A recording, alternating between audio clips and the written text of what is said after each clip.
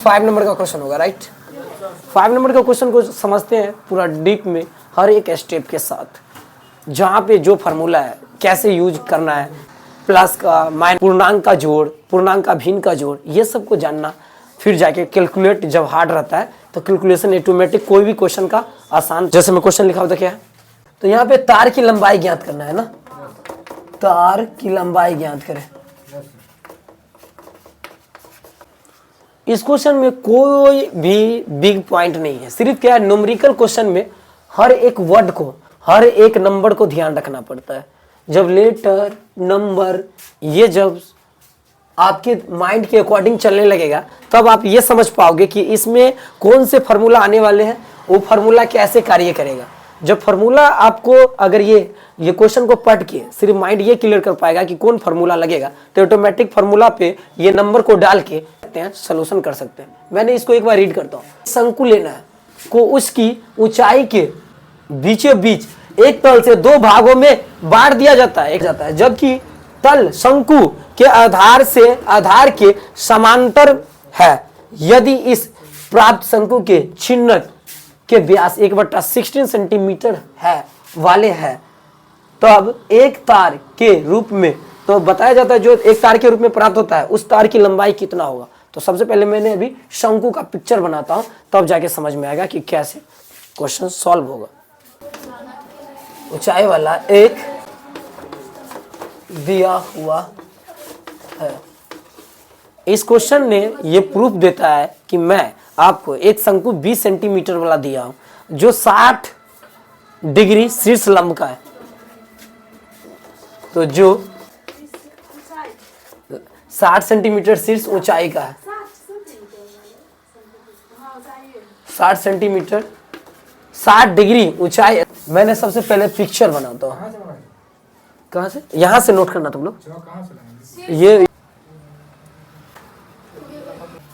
ये हो गया शंकु।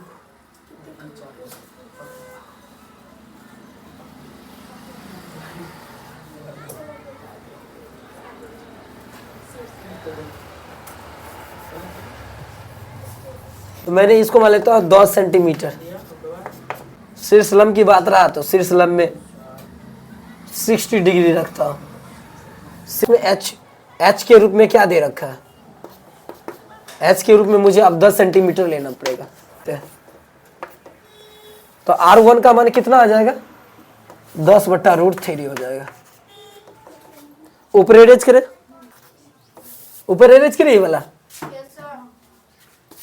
अब यहाँ पे लिखना है, अब R1 का जब मान मेरे पास में निकल जाएगा, जब 60 डिग्री था तो मैंने 60 डिग्री को हाफ कर देता हूँ ताकि R1 R2 दोनों का मान निकल जाना चाहिए। तो मैंने 10 अब लेता हूँ क्या, R2 के मान निकालने के लिए। तो लंब जब आधार की बात आए तो 10 का यूज करेंगे, क्योंकि इसका परिमेयकरण जो है 10 का वो PY होता है। तो PY जब B रहेगा तो मैंने R2 बराबर लिखेंगे 10 30 डिग्री और इक्वल टू लेंगे तो यहाँ पे हो जाएगा 20 गुने कितना आ जाएगा। फिर मैं क्या कर दिया, H1 में ले लिया 10, R2 जब निकालना पड़ेगा तो हम क्या करेंगे, 10 में 20 एक बार ले लेंगे और एक बार R का मान को कितना लेंगे, एक बार लेंगे 10। तो 20 सेंटीमीटर ऊंचाई था ना, तो 20 सेंटीमीटर ऊंचाई में मैंने 10 और 10 कर दिया तो 20 सेंटीमीटर ऊंचाई हो गया। लेकिन कहाँ, तो वहाँ ये जो है, जो मुझे निकल रहा है R का मान मतलब त्रिज्या, तो ये होगा, त्रिज्या होगा ये 20, ये त्रिज्या होगा 10, इसीलिए मैंने R1 में 10 लिया, इसके त्रिज्या में 20 लिया। बात को समझ में आ रहा है, बाय 3। यहाँ पे आने के बाद को कभी भी कोई क्वेश्चन को अगर बनाना पड़े तो जूली आराम से उसको सिर्फ एक चीज ध्यान रखना कि फार्मूला सिर्फ पता कर लेना, उस पर सभी को बैठा देना। छोटा क्लास में नहीं था, उसे मान लो ना कि रहेंगे थोड़ा सा बड़े ही क्लास में रहेंगे।